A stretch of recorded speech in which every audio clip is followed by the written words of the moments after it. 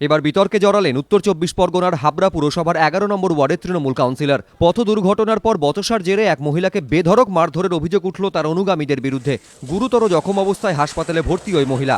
রবিবার দুপুরে যশোর রোড দিয়ে দিদি জামাইবাবুর সঙ্গে ভ্যানে চেপে যাচ্ছিলেন সল্টলেকের বেসরকারি সংস্থার কর্মী শাশ্বতী ঘোষ। অভিযোগ, তাঁদের ভ্যানে প্রথমে একটি গাড়ি ধাক্কা মারে, পরে বাইকে চেপে এসে ভ্যানে ধাক্কা মারেন ১১ নম্বর ওয়ার্ডের তৃণমূল কাউন্সিলর গৌতম বিশ্বাস।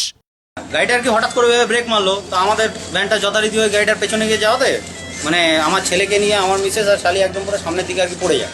বলছি যে আপনি কেন এরকম ভাবে করলেন, হুট করে কেন ঢুকলেন এদিকে? তখন হঠাৎ করে দেখি সামনের থেকে আরো ৪-৫ জন লোক এদিক ওদিক থেকে চলে এলো। জানিস ওকে, তুই কার সাথে কথা বলছিস? আমাকে তখন বলছে চল থানায় চল, তুই গালাগালি করেছিস, তোকে নিয়ে যাই। এক আত্মীয়কে ফোন করে ঘটনাটি জানান শাশ্বতী ঘোষ।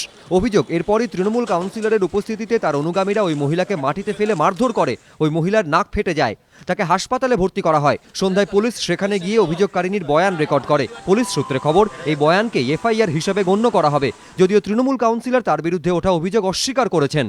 পুল কাট ছিল, সেই পুল কাটটা আসতে আমার পেছনে একটু গুঁতো লাগে সামান্য।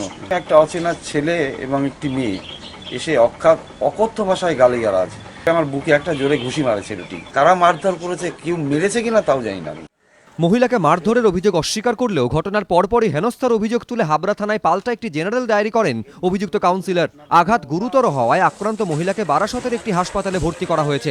সমীরণ পাল, এবিপি আনন্দ, উত্তর ২৪ পরগনা।